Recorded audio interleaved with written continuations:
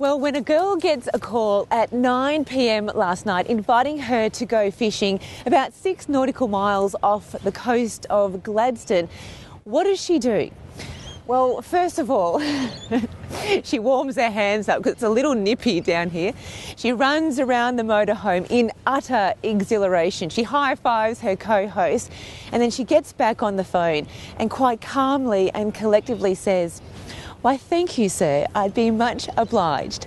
Then she finds herself with a rather successful, versatile, passionate, dedicated, intelligent angler by the name of Johnny Mitchell. Good morning. How are you? I'm a little bit snap frozen at the moment. It is a bit cool this morning, but that's winter. That's winter for you. No shoes. How do you do it? You just do it. It's the Queensland way and it's part of life up here. Johnny Mitchell is the brains behind Lake Awonga Barra fishing charters, but had to relocate temporarily to the harbour of Gladstone due to flooding on the lake. We had a lot of water go over the wall and some fish went over the wall as well. And the lake hasn't fished well very well since. So we have to wait until those fish in the lake decide to bite again, and that's based on water quality and the fact that the lake has continued to flood for the 6 months since the rain event. Like the water continued to come over the wall. The lake has actually stopped flowing now, so we're hoping in the next 6 weeks, 8 weeks, that the fish that were in the lake staying in the deep water will actually come back to the shallows and bite again. So in the meantime, we've got a big harbour out here to fish and plenty of other fish to target. We've got winter, great time of year, and yeah. Okay, but we're going fishing for queenies. I've heard they're called queenies. Queenies, yeah, queenfish or queenies or skinnies or slipperies, there's all sorts of names. And that's what they're like. They're skinny, slippery, wiggly, squiggly fish about this long. And I believe that they're quite difficult to catch.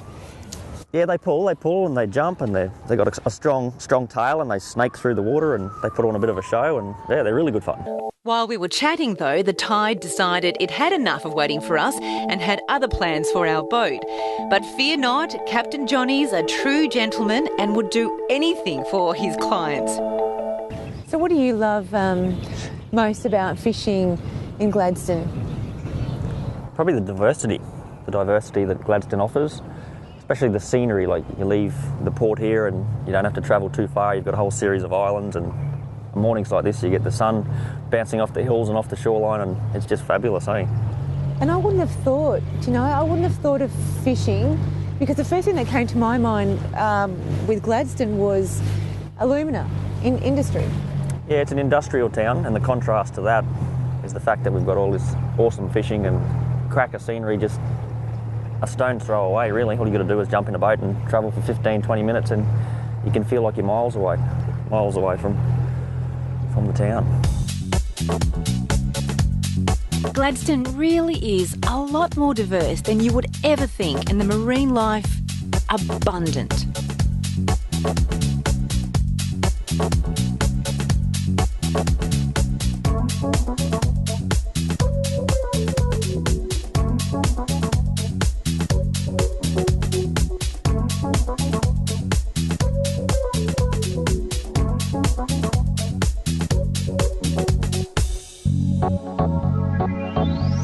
So Johnny, what are we up to now? We're going to troll along and see if we can find a patch of these queenfish. We just drove over the top of one, but we're looking for more there. And we're just going to drive along, try and motivate one of these fish to strike this bait. And when he strikes the bait, we'll let him swim off for a couple of metres with the bait, close the bail arm, strike the fish, and you're on.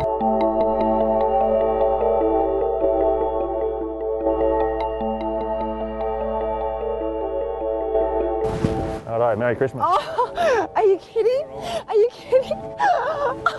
Oh my God. Oh my God. Oh, far out. You're kidding me. Oh, you're kidding me. You got to prove yourself now, remember? Oh, you're kidding me. Oh my God, it just jumped. Oh, I'm sorry. Oh, Keep winding now, wind as fast as you can. oh my God. Oh, far out. Use your rod like the tool, like lift your rod up. Yeah, and then wind wind on the way down. Yes. Lift up and wind down. Oh, lift up and wind down. Wind a little faster as you lower the rod. We just He's taking the line. He's taking the line. Oh, okay. one a little bit faster, you said, yeah? As you lower the rod, we don't want any slack lines to develop between the rod tip and the fish. Sure. Oh, my hand. Oh, my arm, my left arm. Look at you! Oh, look at you! Oh, wow. And it's only a baby one. Oh, that's a baby, you're kidding. Ah, little Bob, making me work.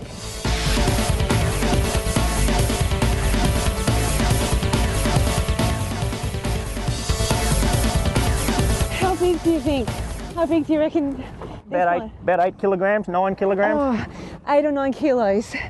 Oh, he's beautiful. Just feels absolutely enormous. Put up a huge fight, this one. Huge fight. Well, I recognise this area, Johnny. I think you might, from earlier this morning. That's where you nearly had to have a swim. You know what?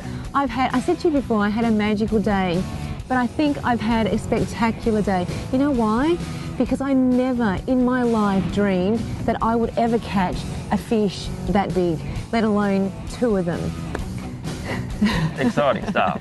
You got to think positive when you fish. You do. If you're not positive, you're not likely to have success. But so I've got to ask you, have I passed the test? 10 out of 10, you've done well. You're employed. Thank you.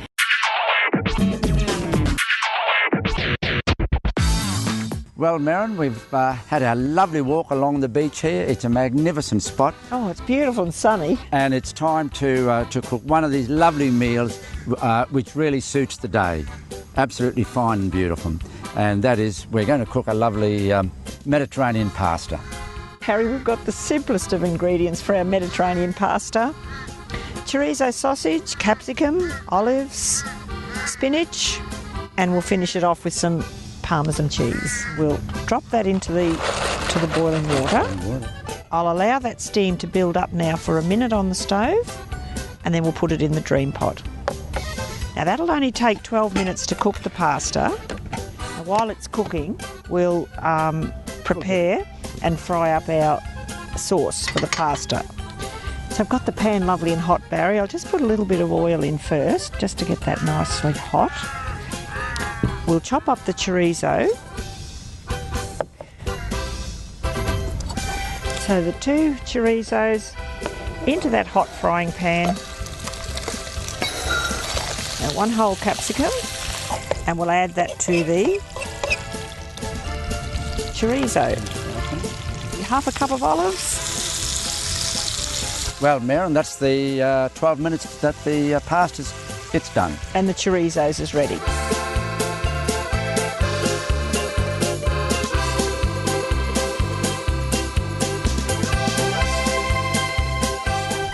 So I'll add a couple of tablespoons of basil pesto, and then we'll combine it all. At the very last minute, I'm going to combine and add some fresh spinach. Now I've already washed this spinach. You've got to wash your spinach.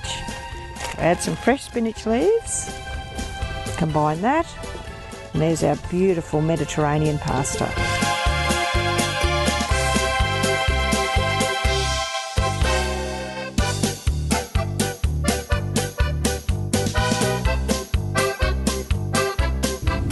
Go, just like the Mediterranean pasta, and I've made it in 12 minutes with my chorizo and capsicum and olives and feta and spinach. Just beautiful, Barry, at the beach here. Let's eat. Let's eat. After the break, it's time to catch up with Kathleen at Brisbane Camperland for the new product release. I'm checking out the award-winning Millennium Esplanade at Tannum Sands. We also see what Graham's up to at the RNA Showgrounds in Brizzy.